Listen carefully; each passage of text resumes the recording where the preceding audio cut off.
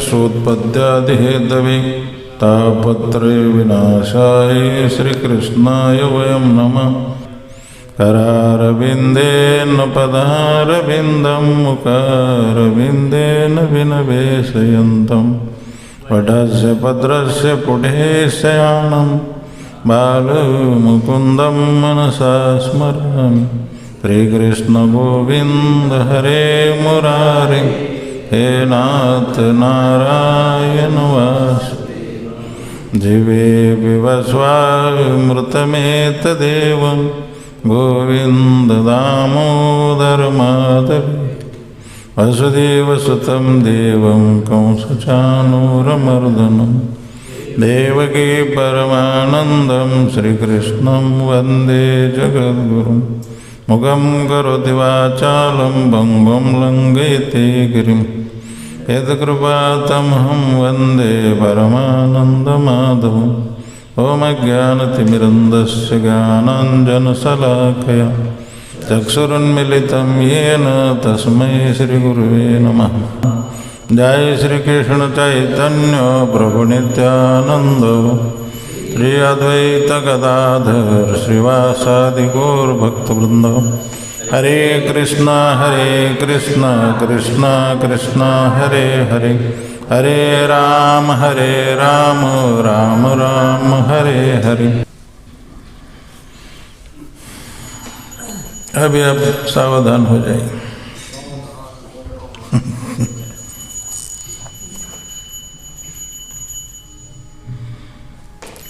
तीन बजे से जागते हैं तो थोड़ा नींद तो आएंगे। नींद आना चाहिए है प्रवचन में। बीच में कभी कभी जाग जाएंगे। हिंदी का मराठी ते वाचलं ना हिंदीमध्ये, ते मला आता आठवण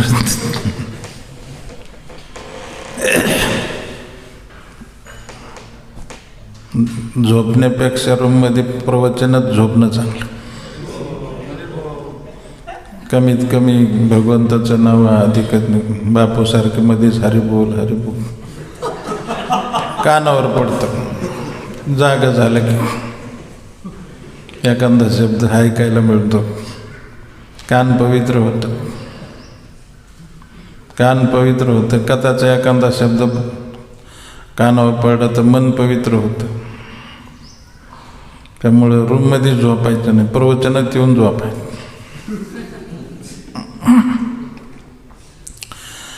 मी काल जरासंध बद्दल सांगत होतो की जरासंध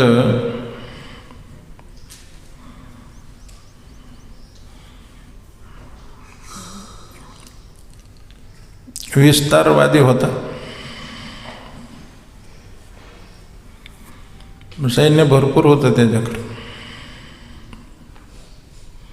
100 अश्विनी सैन्य होतं। बघा तुम्ही, आता त्याच काळात सगळ्यात मोठी लढाई झाली महाभारताची। महाभारताच्या लढाईत 18 अश्विनी सैन्य होतं आणि जरासंधाचं सैन्य एकट्याचं 100 अश्विनी।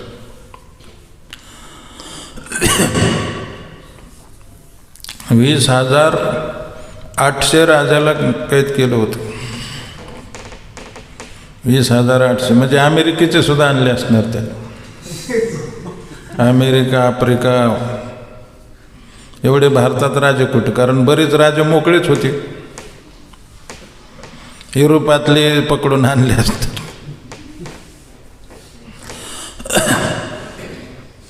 वीस 20,800 राजे होते आणि त्यांना संपवायचं होतं आणि बाकीच्यांना बी संपवायचंच होतं, पण ते लवकर हाती लागायचे नाहीत म्हणून त्यांना मागून आधी ह्याच्यासारखं चंद्रगुप्त आहे ना, डायरेक्ट लढाई केली तिथे, डायरेक्ट ह्याच्यावरच केली, पाटलीपुत्रावरच सुरू केली आणि पहिल्यांदा हारला म्हणतात।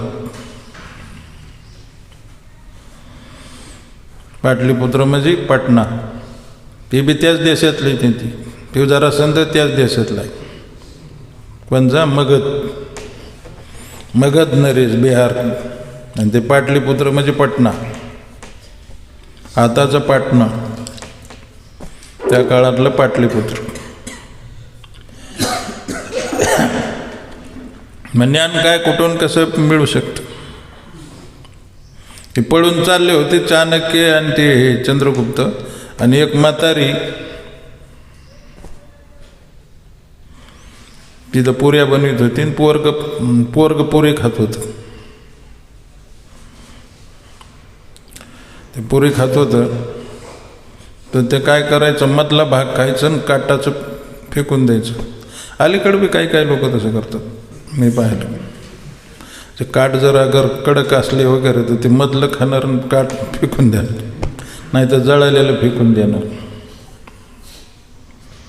तर ती म्हातारी काय म्हणली, चाणक्य चंद्रगुप्त चालले होते, म्हातारी काय म्हणते,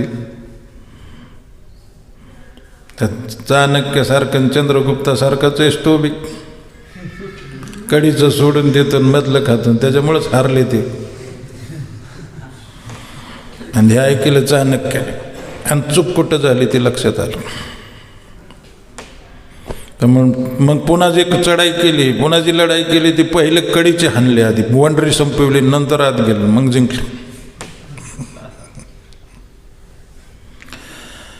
जिंकायचा हा विषय होता पहिल्यापासून सगळ्याचा, तुमचा आमचा, अगदी लहान थोरापासून सगळ्यांना वाटतं की मी मोठा होऊ.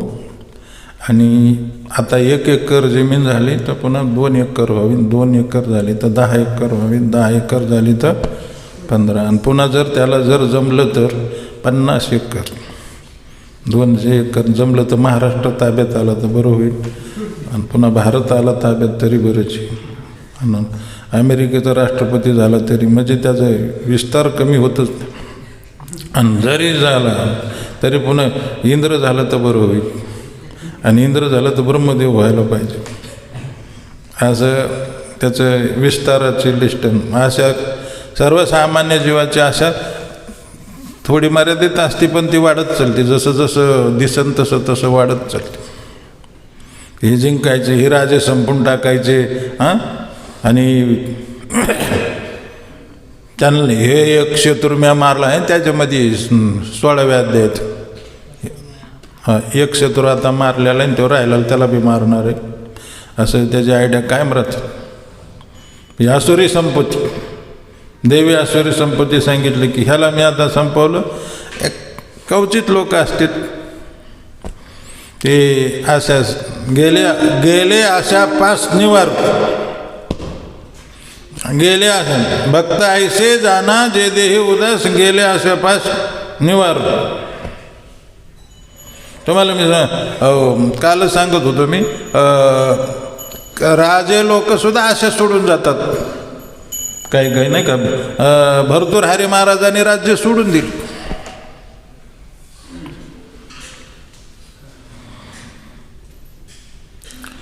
श्री श्री राधा पंढरीनाथ भगवान की. भर्तृहरी महाराजांनी राज्य सोडलं, आणि त्याच काळात एक महाराष्ट्रात एक राजा होता पैठणला, त्याने बी दिलं सोडून. राज्य नको बाबा. हरे कृष्ण. घनश्याम प्रभू, शंख बजरा आपके नाम का.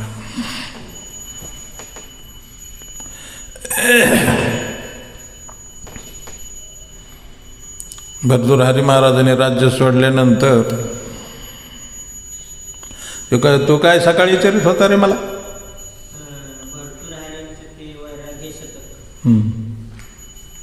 हा जी कशामुळं चांगलं, पण अजून काहीतरी विचारलं शेवटला, मला ऐकून आलं.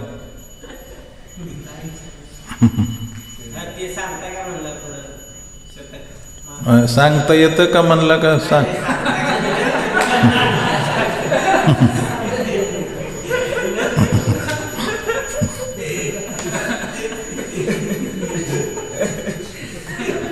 मला काय वाटलं आपल्या संस्थेत त्याचा उच्चार करतात का नाही असं.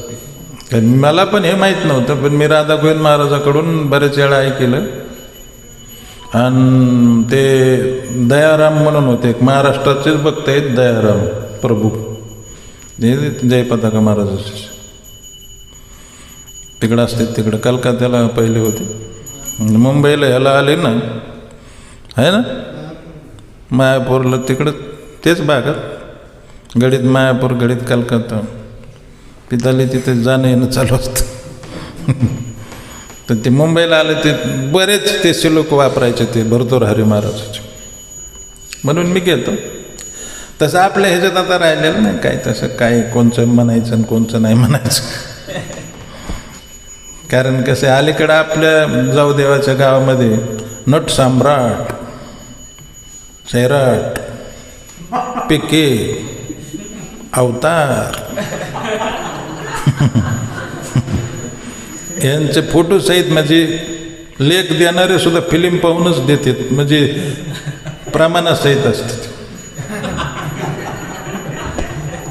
फोटो ज्या अर्थी आणतात त्या अर्थी ते दाखवतात की आम्ही फिल्म पाहतो, आणि फिल्म पाहायला आपल्या लोकांना काय हरकत.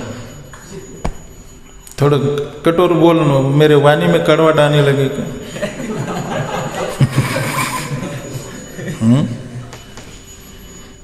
बायबलचे उदाहरणं भरपूर लोक देतात. बायबल एक नंबर मायावादी ग्रंथ आहे.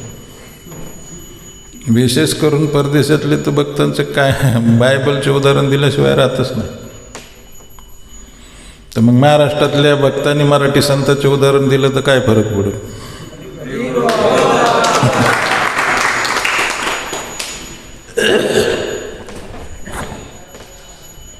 जरा निराळच बोलायला लागलो का. आशापासणीवरून गेले आशापासणीवरून. भर्तृहरी महाराजांचंद ते कोण मग सांगितलं, गोपीचंद पैठणचे संन्यासी झाले. संन्यासच घेतला डायरेक्ट, नकोच म्हणले आता बायावर आपला विश्वास नाही. माझं त्यांचं एकच, माझा विश्वास.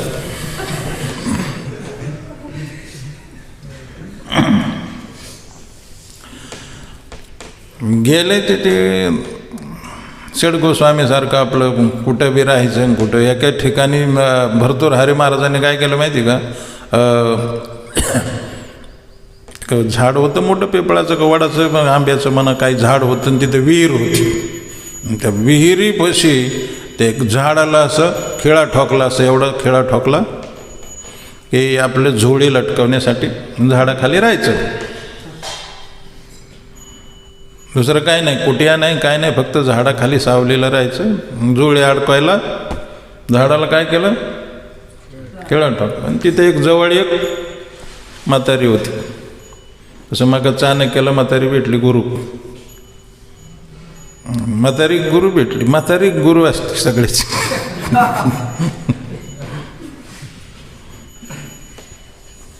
ते म्हातारी झोपडीत तिथंच राहत होती, जवळच विहीर, पाण्याची विहीर तिथं. ते झाडं सावली ती त्यांना बरं. गावात जायचं, मधुकरी मागायची, आपलं यायचं विहिरीवर स्नान वगैरे करून मधुकरी भोग लावून खायची, बसायचं दिवसभर. हरे कृष्ण कृष्ण हरे राम. तर ते भर्तृहरी महाराज ती झोळी घेऊन गेले आपल्या गावात मधुकरीला. आणि तेवढ्यात फिरत फिरत गोपीचंद महाराज त्यांनी सुद्धा संन्यास घेतलेला, ती तिथं आले. आणि त्यांनी आंघोळ करायची म्हणून झोळी कुठं लटकवली, खिळ्याला झोळी लटकवली. त्या आयत्या खिळ्याला पहिला ठोकून ठेवलेलं, आयत्या बिळात नागोबा. काही काही लोक घर बनवितच नाही, दुसऱ्याच्याच घरात राहतात. आळंदीला मी घर सोडून आळंदीला गेलो, 1-1.5 वर्ष ते मराठा महाराजाच्या कुटीतच राहायचो. लोक लई खटाटोप करून कुटी बांधायचे, मी नाही बांधली, पण चलून गेलं माझं. आपण जेवढं वाढवावं ना तेवढं वाढवित राहणं, जेवढं कमी करावं तेवढं कमी करता येतं. आता मी पाहतो ब्रह्मचारी भक्तांच्या एवढाले डिग असतात कपड्याचे, माझं तसं नाही. एकच धोती एकच कुडता नेसायचा, आणि ते दुसरा 2च असतात पहिला 2 ठेवायचं आणि दुसरं घालायचं, तरी चालून जातं. आणि लई मोठे 50 धोतर असले तरी काय करणारे, लाभ काही नाही, मोकार खर्च आहे. धुवायला बी फुटवर धुवायचे, एखादा धुवायला लागला म्हणजे एखाद्या दिवस त्याचा अर्धा त्याच्यातच जातो एकट्याचेच कपडे धुणे. आणि त्यांनी कपडे वाळू घातले की दुसऱ्याला पुन्हा वाळू घालायचं.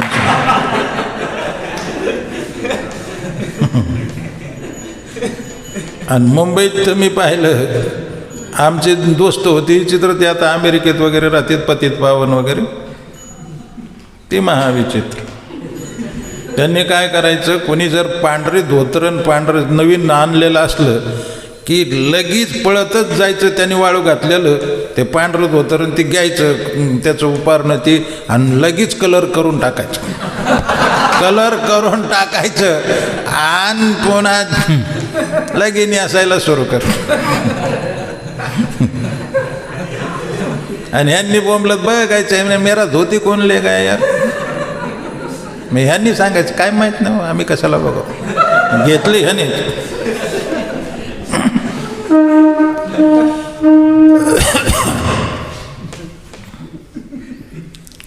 आपण जेवढं विस्तार करू तेवढं ते कमीच पडतो.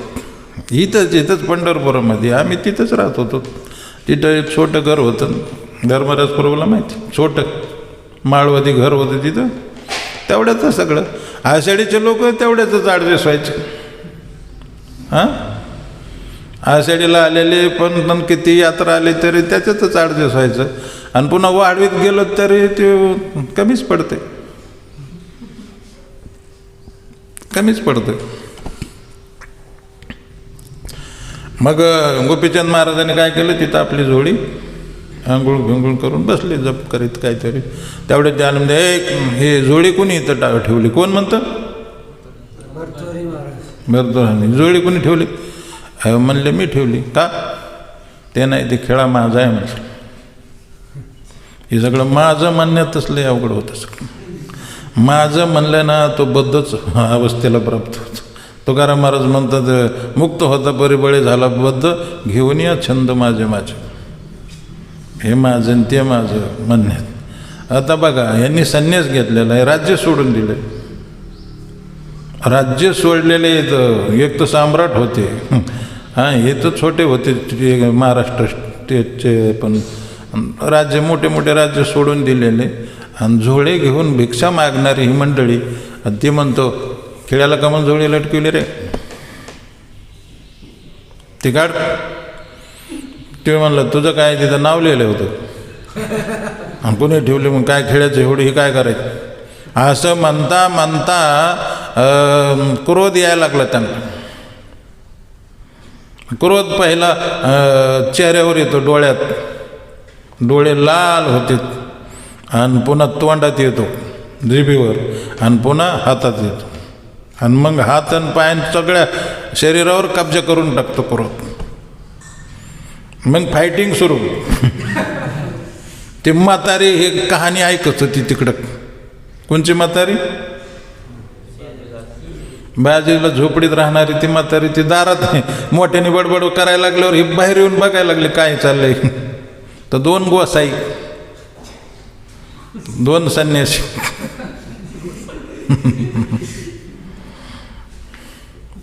संन्यासाला गोसाईच म्हणतात.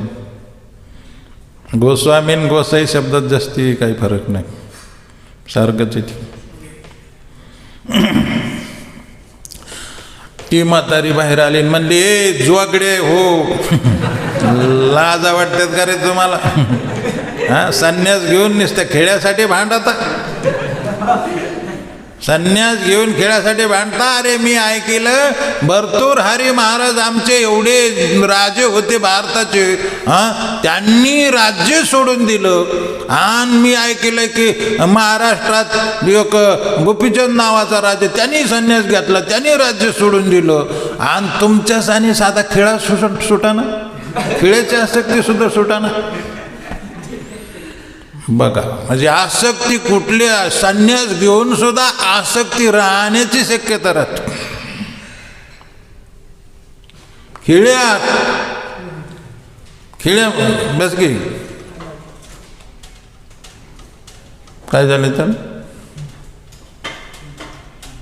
मुतायचे आणि उद्यापासून फोन आला ना मी प्रवचनच करणार नाही.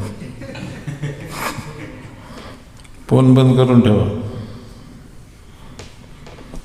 अजून 10 मिनिटं.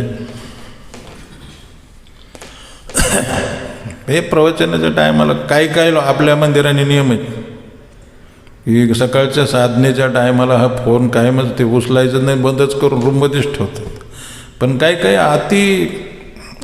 हाती काय म्हणतात ना, ती लवकरच उच्च पदावर गेल्यावर त्यांना ते सुधरतच नाही, काय करावं काही करीत राहतात, जे जमन तसं वागायला सुरू करतात. साधण्याचा आणि त्यांचा काही संबंध नसतो. साधना केली त्याला लावी.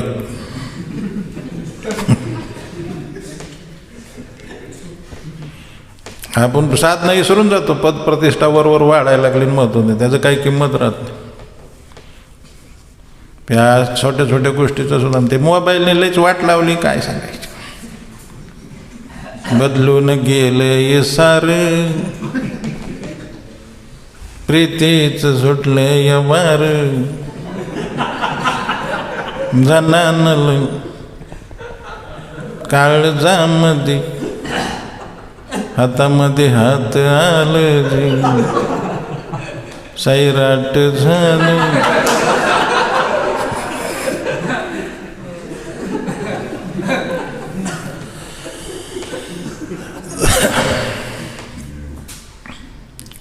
साधनेला दुसऱ्या दर्जावर ठेवू नका, नाही तर तुम्हाला तिसऱ्यावरच घालीन ती. साधना 1 नंबरवर ठेवा. बाकीचं काही झालं नाही झालं तरी चालन, पण साधना हे प्रवचन आणि कीर्तन, जप, आरती हे सगळं साधना आहे. ही सेवा आहे, भक्ती आहे. ती भक्ती असं समजून त्याला ते हे करा.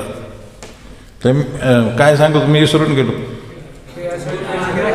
गिळ्याचे असते ते सुट. पण काही माणसं जी तुकाराम महाराज, पण तिथून पुढे खरे संन्यासी झाले. तिथून पुढे संन्यासी झाले. तुमच्या लक्षात आलं का? तिथून पुढे कुठलीच आसक्ती म्हणजे ते कर्मातारीन तिकडून कान फुकले. अरे म्हणले तुमची खेळाची सुद्धा आसक्ती सोडा ना. हे उद्या फोन उचलला ना, प्रवचन करणार नाही रे. लाज वाटाय पाहिजे.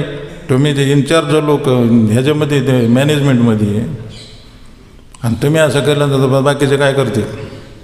थोडं तरी विचार करायला पाहिजे. सगळ्यांनी आपापले फोन उचललं तर काय मी एकटं बसू का इथे?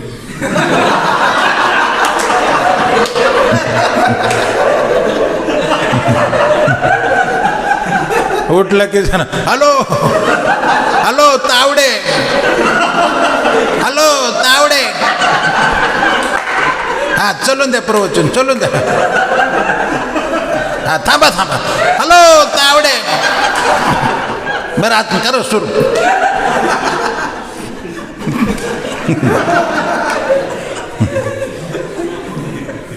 साधना करता भजन करता का काय करता?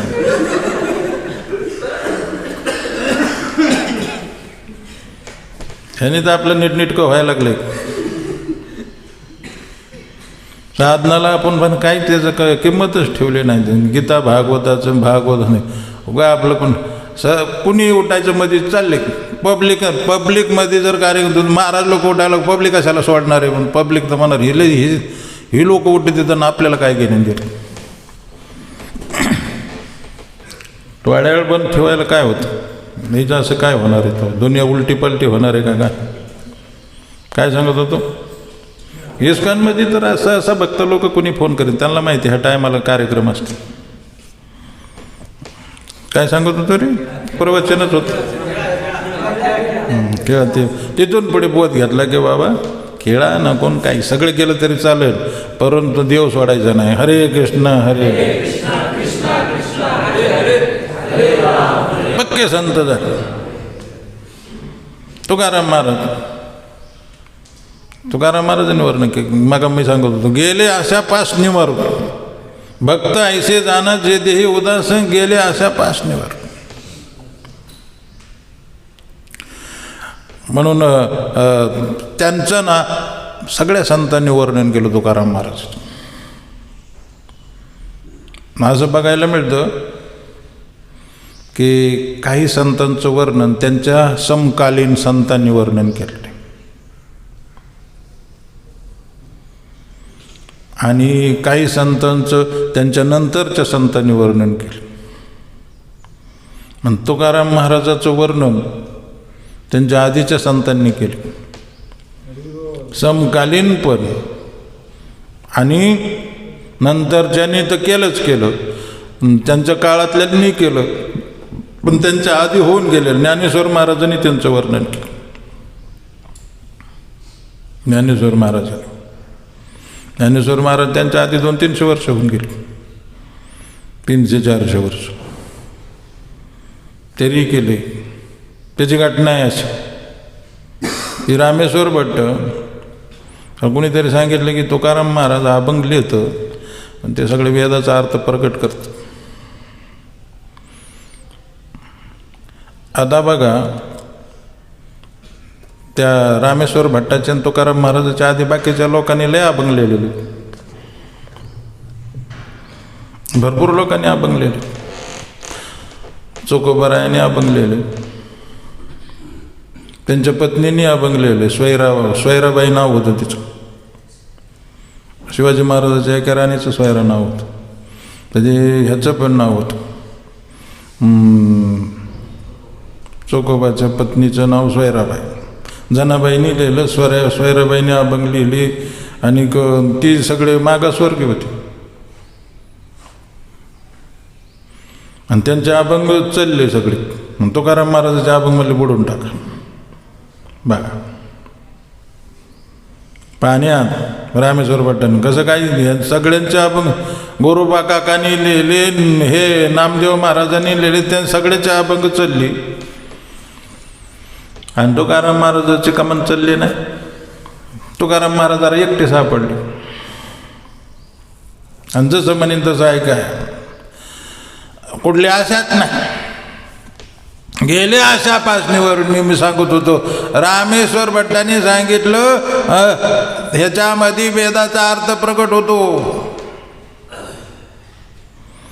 ही आता तुला लिहायचा अधिकार नाही, ते काय कर, सगळे अभंग नदीत बुडून टाक आणि म्हणले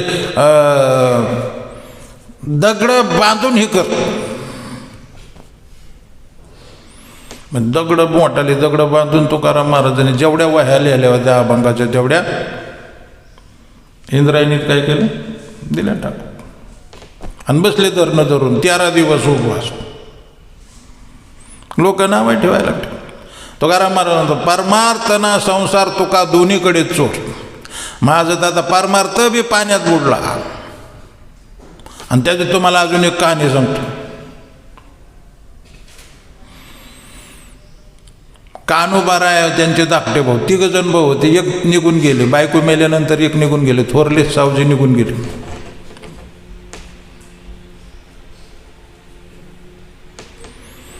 सावजी गेले निघून. आणि ते कान्होबाराय म्हणले, महाराज तुम्ही सगळं वाटप करता, हे करता, पोरं बाळायचं, त्यांना काय नाही. तुकाराम महाराजांनी तर मागून असं ठरवलं की त्यांची ती महाजनकी जी होती, सावकारकी, ते सगळे जे काही लोकांकडे कर्ज होते ह्यांची, आणि दुष्काळ पडल्याला, दुष्काळी आटेले द्रव्य न्याला, मान स्त्री एक अन्न करता मिली, बायको एक मिली, मुलगा एक मेलं, भाऊ निघून गेला, भाऊजही मेली, जनावरं मेली, शेळ्या मेंढ्या गाई, ते काय गाई म्हशी मेल्या, काही राहिलं नाही. दुष्काळी आटेले द्रव्य न्याला मान, स्त्री एक अन्न, सगळं गेलं.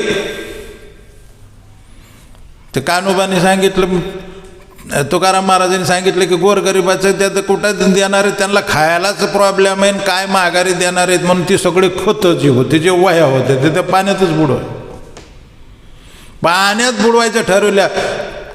कान्होबारायाने सांगितलं आणि जिजाबाईने सांगितलं तू आपल्याच वाटेच्या बुडवा म्हणले, त्याच्या कशाला बिचाऱ्याच्या बुडवतं, त्याच्या वाटेचं त्याला घे. मग ते तुकाराम महाराज म्हणले कान्होबा तुझे जेवढ्या तुझं घ्यायचे तेवढे घेऊन टाकन, माझ्या वाट्याचे मी पाण्यात बुडवतो. कशाच्या वह्या बुडवल्या? हां, कर्जाच्या बुडवल्या आणि पुन्हा अभंगाच्या. इंद्रायणींनी सांगितलं महाराज आता तुम्ही संसार बुडविलाय, संसाराच्या वह्यात पाण्यात बुडविल्यात, पण परमार्थाच्या बुडून द्यायचे नाही. तुमच्या लक्षात आलं? तुम्ही आता संसार बुडविला, ज्याने संसार बुडविला ना त्याचा परमार्थ कधी बुडत नसतो.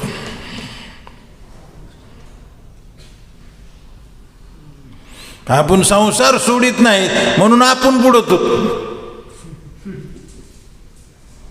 संसार सोडला की आपला परमार्थ वाढला म्हणायचं, मग परमार्थ कधी बुडतच नाही. हरे कृष्ण कृष्ण हरे. तर मी हे सांगत होतो की त्या वह्या बुडवल्या 13 दिवस, आणि इकडे हे रामेश्वर भट्टाने हे केलं होतं. आणि कुठं आंघोळीला गेलो, अनगड शहा फकीर कथा सांगितली का तुम्हाला कधी? अनगड शहा फकीर कुठं वाटात विहीर पडली, त्या अनगड शहा फकीर आणि त्या विहिरीत कोणाला येऊनच देत नसो, ती बी लई कडक होतं, ती सिद्ध होतं, ती फकीर होतं पण सिद्ध होतं. काय त्याने साधना केली असेल, सिद्ध झालं. त्या पाहिलं एक कालवा, 1-2 शिष्य हे ते आंघोळ्या ते डुबक्या हानीत असते, वरून उड्या हानीत असते, खूपच हानीत असते. खूपच कळते का? बापूला कळत असेल खूपच. तुला माहिती आहे? मी खूपच हाणायचो पहिले म्हणून वरूनच होत, माहिती ना बापू, माहिती का तुला? पाहता येतं का? पण बोला नस म्हणून मला वाटलं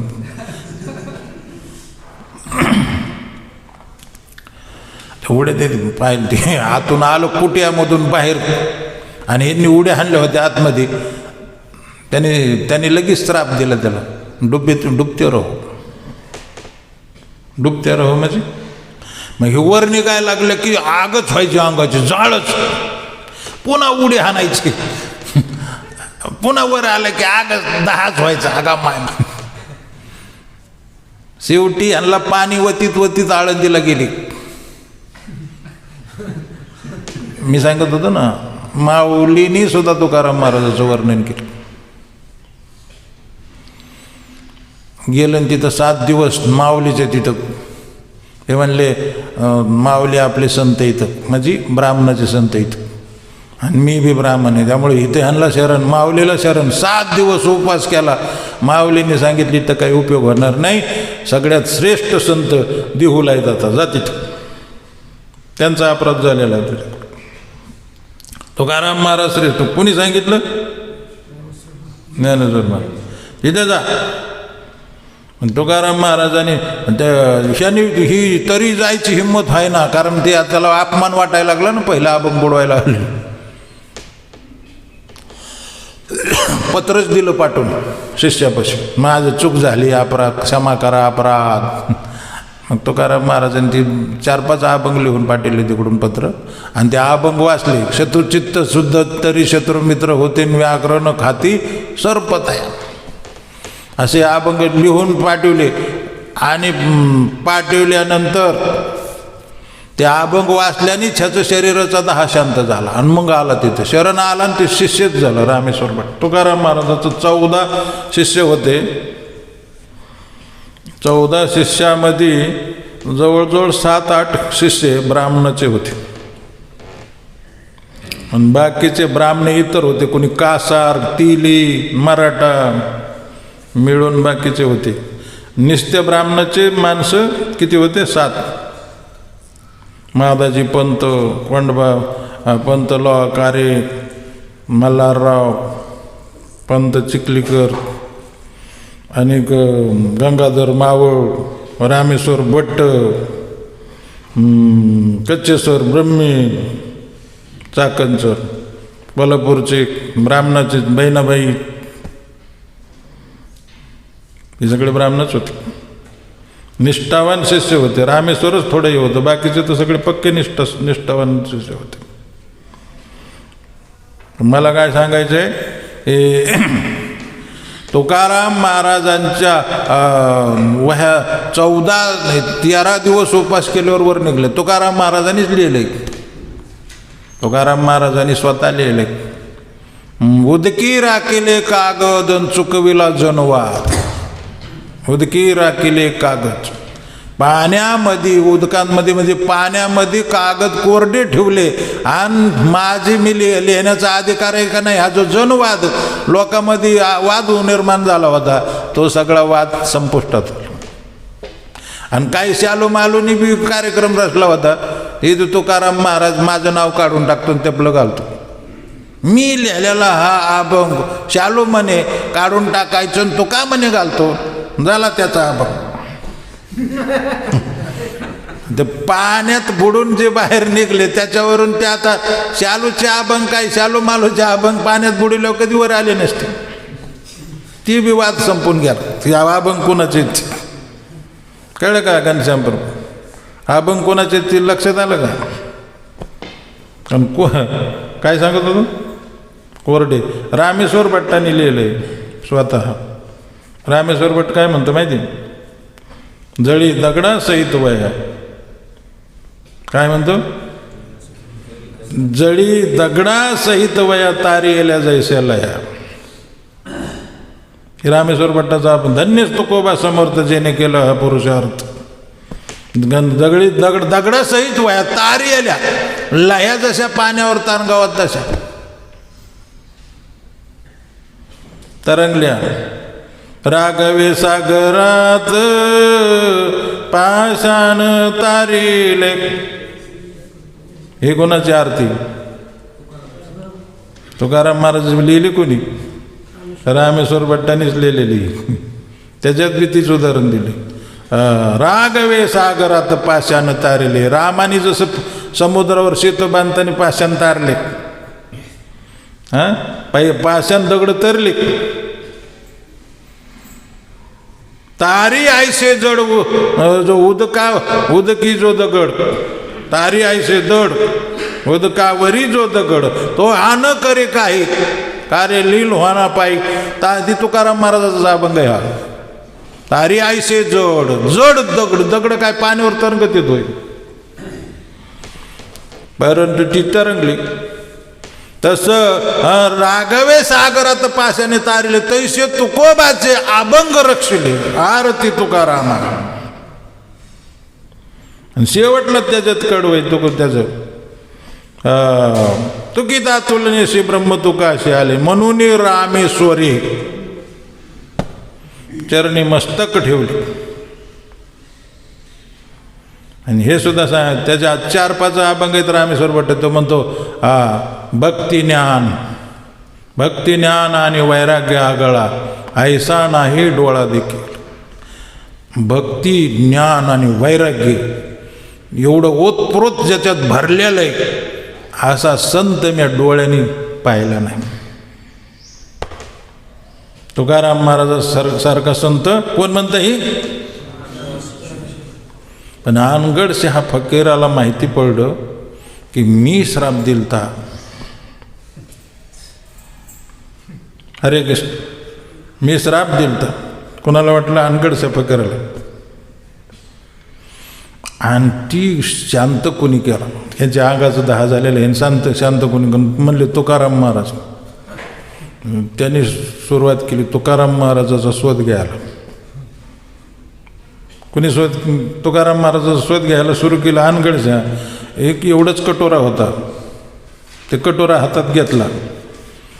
तो कटोऱ्यामध्ये 10 टन जरी धान्य टाकलं तरी भरत नव्हतं. 10 टन 20 टन टाकलं तरी नाही, कितीही टाकलं तर भरतच नव्हतं. त्याने आदेशच दिला त्या कटोऱ्याला, जेव्हा तुकाराम महाराजाचं धान्य पडन तेव्हा बरं आहे. गेलं देहूला आणि तुकाराम महाराजाच्या घरी जिजाबाई दळीत होती, जात्यावर दळीत होती आपलं. आणि ती भागीरथी 4 वर्षाची मुलगी एक होती. तुकाराम महाराजाला 3 मुली होत्या. आणि 3 मुलं होती. तुकाराम महाराजाला किती? हां काय म्हणतो? हां सांगा की आता का मला सांगा ना.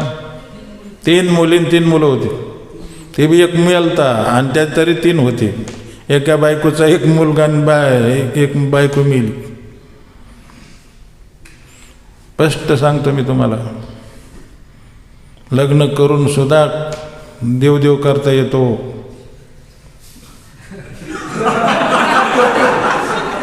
दधीची ऋषी दधीची तुझे कपडे पांढरे का म्हणे? तुकाराम महाराजाचा आदर्श घेतो काय?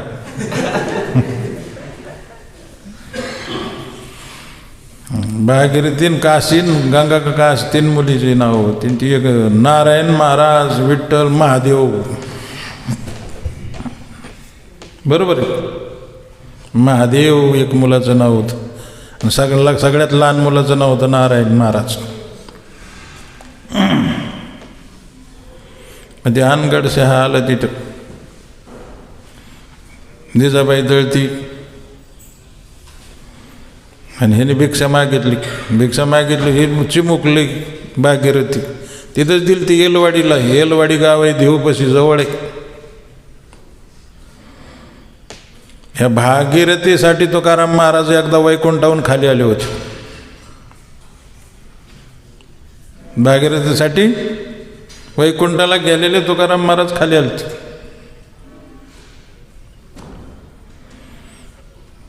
कारण ती रडत बसली. अन्न पाणी खायचं सोडून दिलं. तुकाराम महाराज वैकुंठाला गेले म्हणलं. पुन्हा आले. भागीरथी म्हणले मी इथंच आहे. कुठं गेलो इथं? तुला कवा भेटायचं असलं ना भामचंद्र डोंगरावर येत जा, मी तिथं आहे. मला खीर खायची म्हणली. काय म्हणले? खीर खायची. रात्री आलते म्हणले दूध नाही. मग तिथे येलवाडीमध्ये येलेश्वर महादेवाचं मंदिर आहे. येलवाडीमध्ये ते जवळ आहे, इंद्रायणीच्या काठाला गाव आहे. देवपासून दिसतं तिचा नवरा पण टाळकरी होता तुकाराम महाराज. 14 टाळकरी त्यांचा नवरा पण. काय गाडे आडनाव होतं. जांभूळकर गाडे 3 जावायचे 3 आडनाव होते. काय सांगत होतो मी? खीर खायची. येलेश्वर तुकाराम महाराज म्हणले मी आणतो दूध. गेले येलेश्वराते पूजिले आणि दूध नंदीचे काढले. येलेश्वर महाराजाची महादेवाची पूजा केली आणि ती नंदीच्या दारात होता दगडाचा, त्याचं दूध काढलं. म्हणले हिची खीर बनवून. दगडाच्या नंदीचं दूध खीर नो हे हा सामान्य महिमा संतांचा. नैवेद्य हातीचा मूर्ती जेवी. साधारण महिमा नाही. टाईम संपलेला आहे. ते अनगडशहा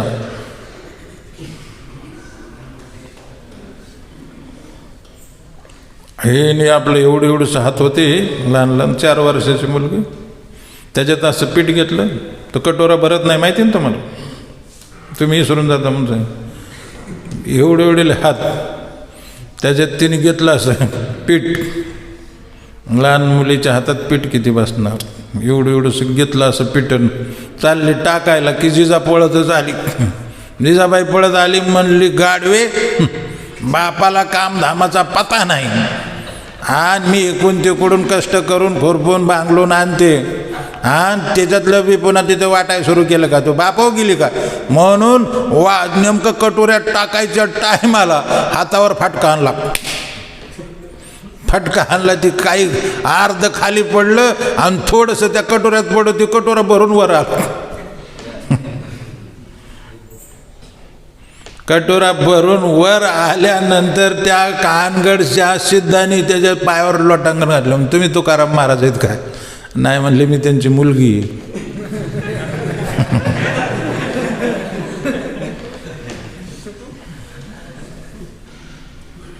त्यांनी एक दोहाच लिहिला. ऐकली का ही कथा तुम्ही? बरं झालं. आणि तुमच्या ध्यानात राहत नाही ती एक त्याचा गैरफायदा मी घेत असतो. किती वेळा रिपिटेशन केलं ते तुम्हाला पत्ता सुद्धा लागत नाही. आजचं उद्या सांगितलं तरी तुम्ही नाहीच म्हणावं.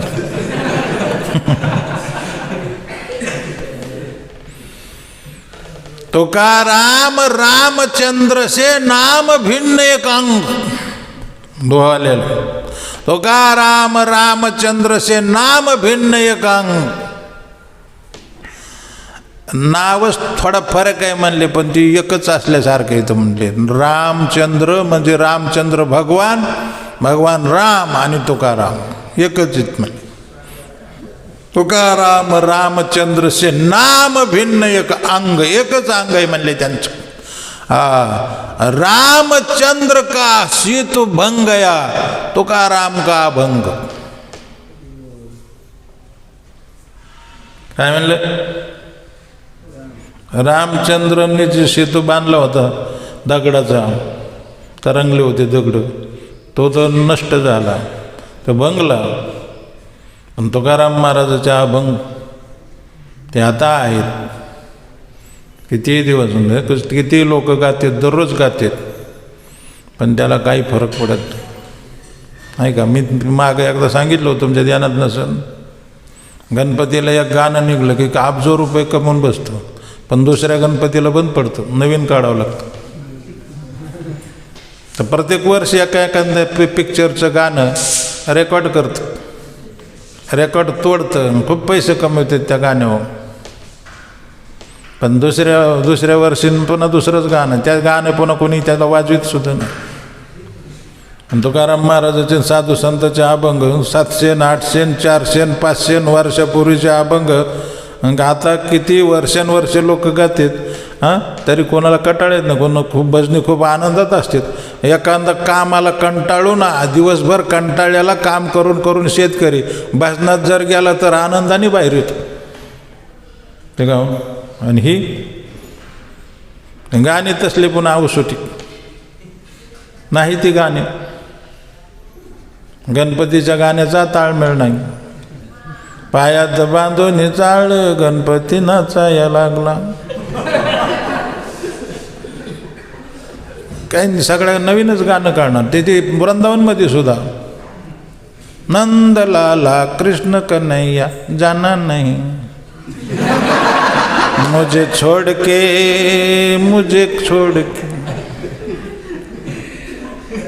तेरी मुरली बाजे मस्त मस्त.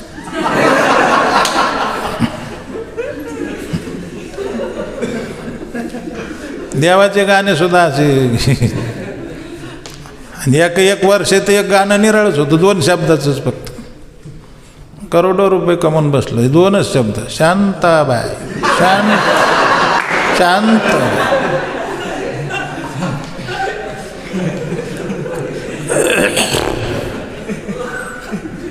रामचंद्र का सेतू भंगया, तुकाराम का भंग. तुकाराम महाराजाचा अभंग आहे ते. रागवेत सागरात पाषाण तारेले तैसे तुकोबाचे. आणि त्याची उपमा ह्याच्यासाठी की ते साधारण ह्या जड समुद्रावरून पलीकडे जाण्यासाठी पूल बांधला, परंतु हा भवसागर पार करण्यासाठी अभंग. भवसागरावर सेतू ह्या अभंगाचा. हरे कृष्णा हरे कृष्णा कृष्णा कृष्णा हरे राम हरे राम. हा अभंग आहे पुन्हा. हा सेतू पुन्हा भंग होणार नाही. प्रवचन संपलेले. मी हे सांगत होतो की तृष्णा आणि आशा माणसाच्या खूप वाढलेल्या असतात, परंतु एखादाच माणूस. आणि मी तर म्हणतो राजा महाराज, ते मग हे उदाहरण ह्याच्यासाठी सांगितलं होतं की हे जरासंध आहे, यांनी जे एवढे राजे जणी 20,000 आणि 800 राजे मी पाहिलं. आवित्य द्वैक अष्टसत असा शब्द आहे संस्कृतमध्ये.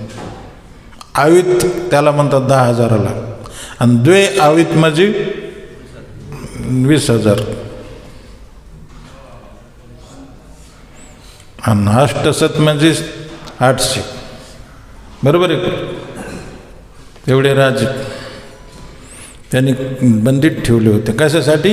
आपण जगावं. ही मेलेन बाकीच्यांना बी मारू, बाकीच्याला तरी काही सोडणार नाही. यांची आधी पुण्यतिथी करू, नंतर त्यांची करू, आणि मग मी मोठा होईन, मी होलन सोल होईन, मला पुन्हा कोणी हे करणार नाही, आणि मी अमर होईन. ही जी इच्छा होती, वाढवाच करण्याची इच्छा. मग मी सांगून घे, पार ब्रह्मदेवापर्यंत ही वाढण्याची शक्यता असते. परंतु मी म्हणतो तुम्हाला ते काही करायची गरज नाही. हे सगळं करून सुद्धा तुम्हाला इथंच तुमची पुण्यतिथी होणार आहे. पण हे सगळं काही न करता या जगातला संसार गोळा केला ना तर तुमची पुण्यतिथी घातल्याशिवाय राहणार नाही. आणि संसार सोडून दिला ना, तुम्ही ब्रह्मदेवाच्या पुढं सुद्धा जाता, ब्रह्मदेवाला सुद्धा तुमची पूजा करायची पाळी. फक्त काही करायचं नाही, कुठेतरी 2 घास भाकरी खायच्या आणि फक्त एकच करायचं, हरे कृष्ण हरे कृष्ण कृष्ण कृष्ण हरे राम.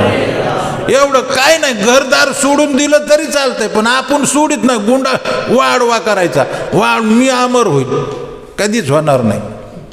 अमर व्हायचं असेल तर फक्त एकच आहे, सगळं सोडून द्यायचं आणि बघ देव पकडायचं, परमार्थ पकडायचं. हरे कृष्ण. कोणाला काय प्रश्न असला तर विचार.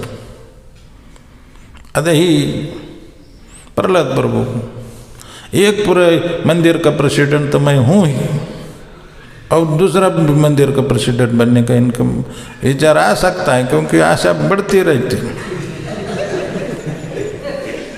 मेरे को तो सुबह बोले मैं अवतार, गुप्त अवतार है मेरा,